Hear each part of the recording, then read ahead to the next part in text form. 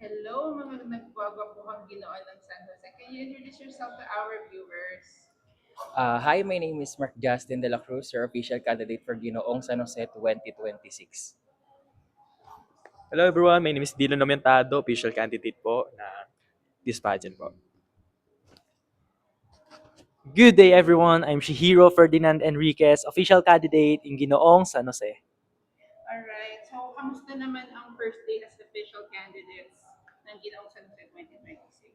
Actually, it is overwhelming and I know na karamihan kilala ko na mga malalakas talaga na nagpa-pageant na rin. So, it will be challenging. Well, sobrang saya kasi 1 year before, ngayon lang ulit ako nakabalik ng pageant and napakasaya rin kasi maraming mga kakilala sa pageant and mga nakasama ko before sa pageant. Same kay Justin, sobrang saya ko kasi nga nakapasya ako ngayon and nakikita ko yung mga dati kong kapageant at mga dati kong kaibigan na nakakasama ko sila at sobrang excited sa laban. Ayun, hindi kayo baguhan sa pageantry. Yung iba sa inyo, alam ko na cover ko kayo, lalo na yung Gen East. May Gen East babies dito. So, what's keeping you coming back sa pageantry?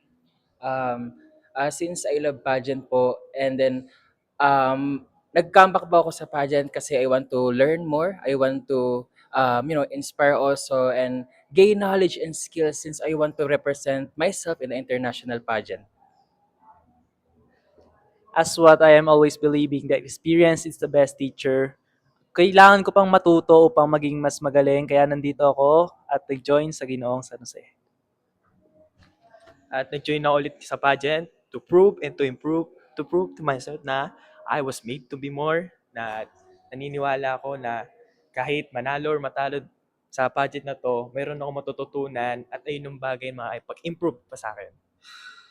Ayan. So, tawag dito, so ulit ako. Ayun nga, tawag dito, since mga veterans kayo, anong lesson yung natutunan nyo sa previous pageant experience? Lalo ka na Justin, you have won several titles already.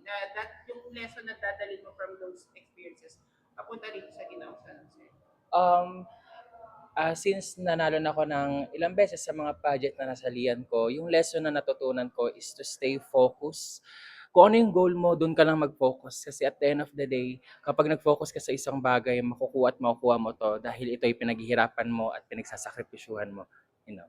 Ikaw, Shihiro, kakasabak mo lang nung nakarang mga linggo. Nandun ako nun eh. So, anong natutunan mo from your previous experience na dadalhin mo dito? You should keep on going even though you face many struggles dahil kailangan nating lumaban upang tayo ay manalo. Thank you. About Actually, sa last pageant ko po ay hindi medyo kagandahan ng kinalabasan dahil hindi po ako nakapasok. Pero isang bagay lang po natutunan ko sa pageant na yon ay yung mag-try ka ng bago.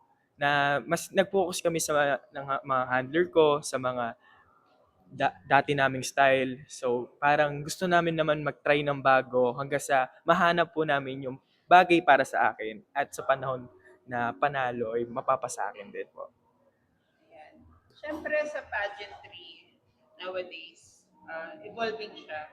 And pageantry itself is a platform for advocacy. So, anong advocacy ang dadalhin nyo sa platform na ito ng Ginoong San Jose?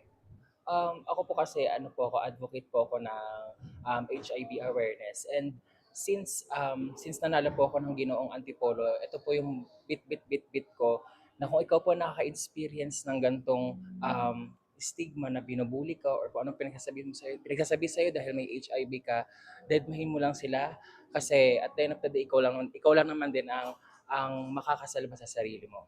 You know?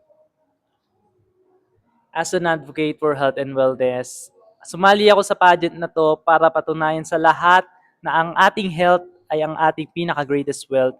That is why, papakita ko sa lahat na kung kayo ay healthy, wala kayong magiging problema sa buhay. Thank you. Sa akin naman po ay youth empowerment, kung saan ang kabataan, ang pag-asa ng bayan dahil naniniwala po ako sa mga edad po namin na 18 pataas at higit sa lahat kahit pababa pa po naniniwala po kami pa rin ang Pag-asa ng Bayan at gagawa ng bagong henerasyon at bagong paghakbang sa patungo sa tagumpay po. Alright, thank you so much. At yun ang sa and good luck sa journey niyo.